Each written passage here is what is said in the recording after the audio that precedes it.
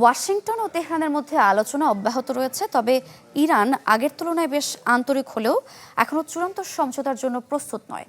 দেশের বিরুদ্ধে বড় ধরনের সামরিক অভিযান না চালানোর ইঙ্গিত দিয়ে এমন মন্তব্য করেন মার্কিন প্রেসিডেন্ট ডোনাল্ড ট্রাম্প।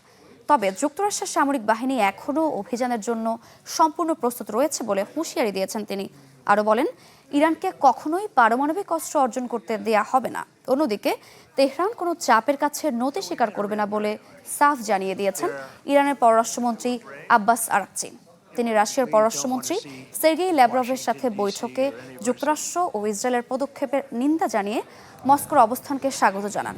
এদিকে কুয়েত, বাহরাইন ও জর্ডানে থাকা মার্কিন ঘাঁটিগুলো লক্ষ্য করে হামলার দাবি করেছে ইরানের সামরিক বাহিনী। বাহরাইনে বিমান হামলার সতর্ক সংকেত জারি করা হয়। একই সময় সৌদি আরবের ইয়ানবু ও জাজান অঞ্চলে সম্ভাব্য ঝুঁকির সতর্কতা জারি করা হলেও পরে তা প্রত্যাহার করা হয়। বাংলা কিউআর যেখানে নগদ পেমেন্ট সেখানে। সারা দেশে 10 লাখেরও বেশি মার্চেন্টে নগদে পেমেন্ট করুন খুব সহজে।